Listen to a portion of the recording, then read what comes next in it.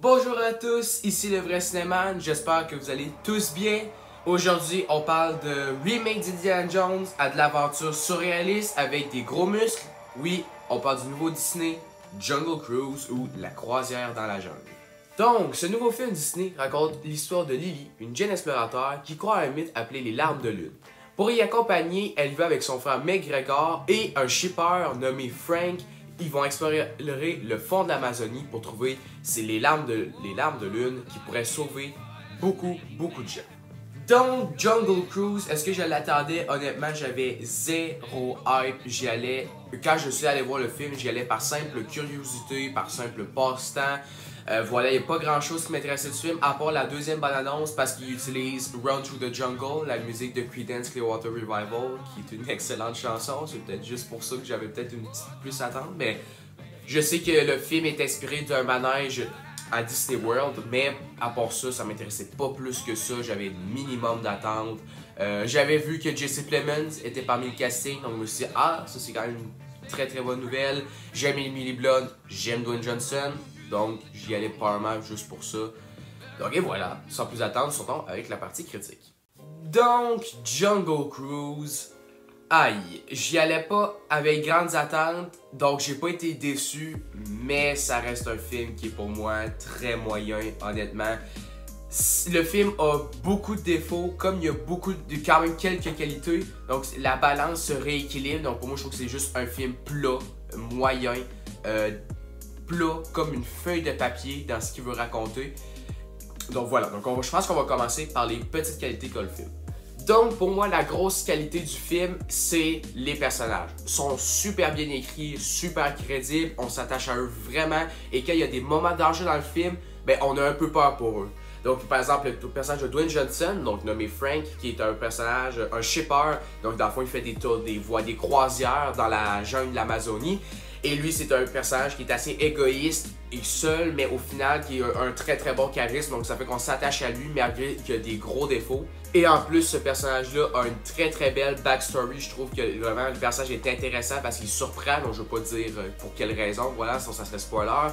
Mais je trouve que son développement de personnage est vraiment surprenant et vraiment touchant, assez profond. Donc ça, j'ai beaucoup aimé. Après ça, j'ai beaucoup aussi aimé le personnage de Lily, donc le personnage de Emily Blunt, qui est un personnage qui est téméraire, qui fonce, qui est pas prêt, qui a peur de rien. Et aussi, surtout, j'ai beaucoup aimé le fait qu'on l'inclut dans un monde d'hommes. Et voilà, donc dans le film, on fait une référence à des pantalons souvent. Donc ça, des fois, ça gossait un peu, mais en général, je trouve que c'est quand même une belle idée. Je trouve que ça renforce un peu le caractère du personnage qui est vraiment bien fait, et l'alchimie entre Frank et Lily, donc Dwayne Johnson et Emily Blunt, est super bonne. Les deux acteurs personnages travaillent super bien ensemble, et s'il y a une idée pour faire une suite, ben j'ai quand même hâte de les revoir ensemble parce que les deux ensemble font un super très beau boulot. Donc, même les méchants sont bien faits. Donc, par exemple, le personnage de Edgar Ramirez est super bien écrit. Je trouve qu'il y a une belle raison de faire ce qu'il fait, ses atrocités. Il y a vraiment une belle raison et c'est justifié, c'est vraiment bien fait. C'est un bon méchant. T'sais, il n'est pas inoffensif, il est quand même assez menaçant. Donc, c'est vraiment un très bon méchant. Et après ça, les scénaristes ont voulu nous faire plaisir en nous mettant un méchant très con allemand, je nomme Jesse Plemons. C'était un très drôle méchant, c'est abusé et en même temps assumé. Ils savent qu'il est con et qu'il est pas tant fou que ça, mais il est drôle. L'accent allemand que fait Jesse Plemons est parfait, vraiment. Jesse Plemons sauve des moments du film. Merci d'être dans ce film-là. C'est un grand acteur et oui, je le répète, pour tous ceux qui ont fait une critique sur le film, ont dû parler que Jesse Plemons va être dans le prochain Martin Scorsese.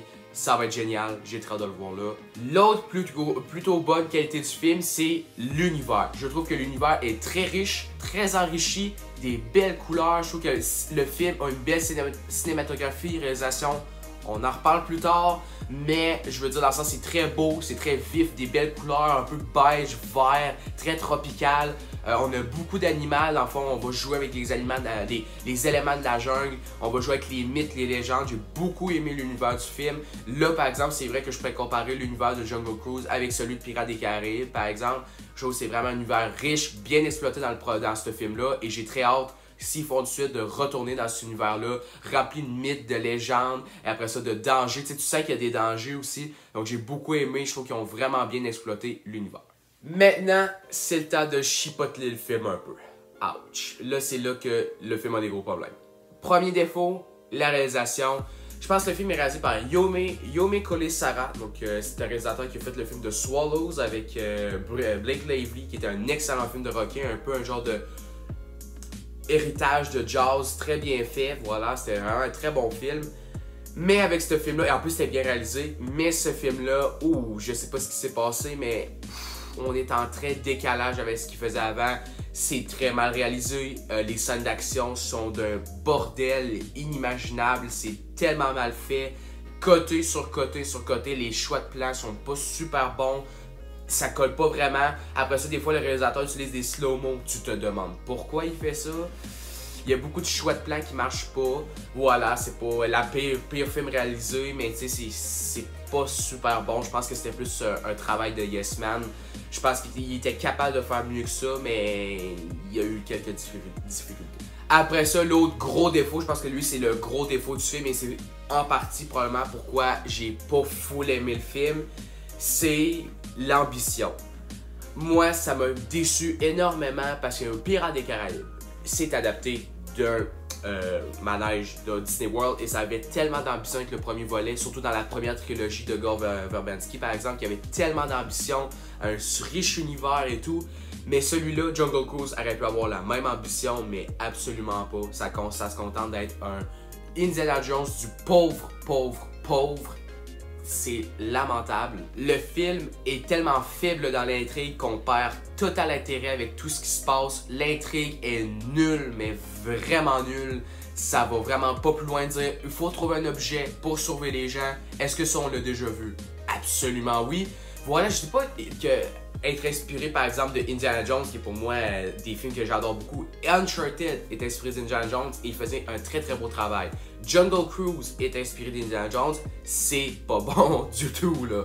Il y a comme un problème, il faut être capable de créer une propre histoire avec les éléments de l'univers et pas juste copier-coller un film d'aventure. Et c'est ça qui m'a énormément déçu et c'est pour ça pour moi que le film perd énormément de points.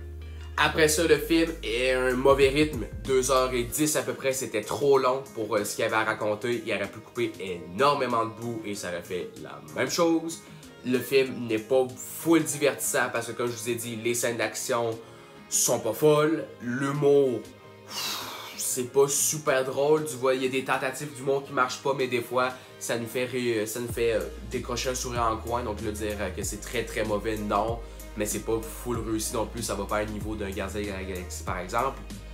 Donc, et voilà. Donc voilà, Jungle Cruise, pour résumer, je trouve que c'est une feuille de papier filmée pendant 2h05, montrée sur grand écran, et voilà, c'est Jungle Cruise. C'est très plat, il se passe pas grand chose, c'est oubliable à souhait. On oublie tout ce qui se passe quasiment la minute qu'on sort du film parce qu'il n'y a rien qui veut. On dirait que le film fait pas d'effort pour se démarquer et c'est vraiment triste parce qu'il y avait énormément de potentiel. Mais toutefois, les personnages du film et l'ambiance, dans le sens l'univers, va un peu sauver quelques moments du film. Mais je trouve qu'il y a un peu plus de gros défauts que de grande qualité. Donc c'est pour ça que pour moi, le film devient moyen et je vais lui mettre un petit 2.5 sur 5. Est-ce que c'est le pire film de l'année? Non. Ça ne sera pas le film de l'été, absolument pas. Suicide Squad n'est pas encore sorti. Mais voilà, je suis quand même un peu déçu parce que ça aurait pu être vraiment un excellent film. Mais le film se perd un peu. Donc voilà, c'est triste. Mais ceux qui aiment les films Disney peut-être vont trouver leur compte. Je sens que le grand public va peut-être aimer. Mais pour les gens qui sont un peu plus critiques, je pense que vous allez trouver énormément de défauts avec ce nouveau film Disney. Illusion! Torpedo. Oh my.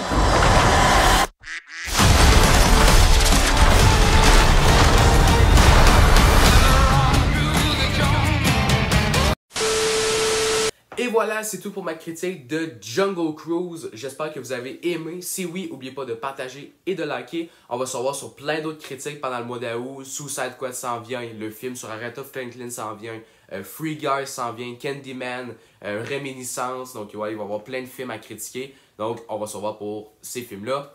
Ciao, ciao!